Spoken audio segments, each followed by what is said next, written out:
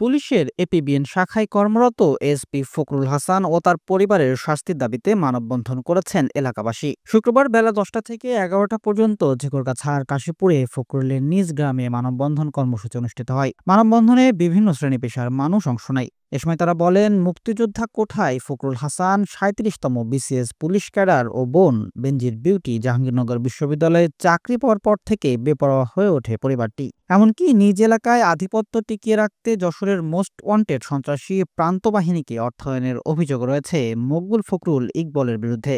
ওই বাহিনী ব্যবহার করেও পুলিশি দাপট দেখিয়ে মকবুল ফখরুলরা এলাকায় ত্রাসের রাজত্ব কায়েম করেছিলেন। শুক্রবার ভুক্তভোগী মানুষ কাশীপুরে মানববন্ধন করে তাদের বিচারের দাবি জানান। আমরা চাই যে নিরীহ মানুষ, অসহায় মানুষ, এতিম মিসকিন মানুষ তাদের অধিকার থেকে যেন বঞ্চিত না হয়। যে বাচ্চাটা দাবি করেছে সেই এতিম, তার পিতৃ মরে গেছে, তার পিতা মরে গেছে, তার এতিম থেকে যেন জায়গা জমি থেকে বঞ্চিত না হয়। এই কারণে আর গ্রামবাসীর জায়গা জমির ওপরে যে অবৈধভাবে যে বিল্ডিং স্থাপন করেছে সেইগুলা ফিরিয়ে পাওয়ার উদ্দেশ্যে, অসহায় গ্রামবাসীর পাশে দাঁড়ানোর উদ্দেশ্যে আজকে আমরা এখানে গ্রামবাসীর উদ্যোগে এবং এলাকাবাসীর উদ্যোগে আজকের এই মানববন্ধনের আয়োজন করা হয়েছে। এই ফখরুল ইসলাম এএসপি, তার বাবা একজন ভুয়া মুক্তিযোদ্ধা। আমরা হচ্ছে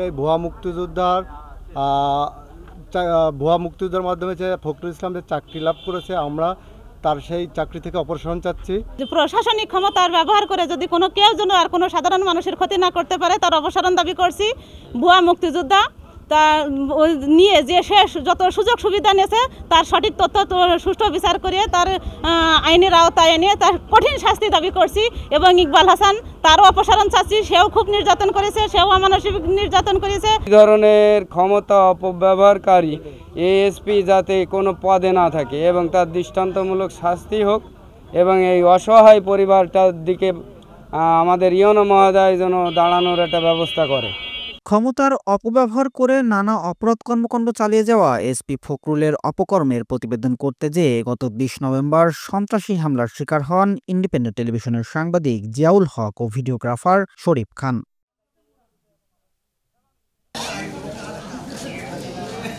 ডেস্ক রিপোর্ট, দৈনিক কল্যাণ।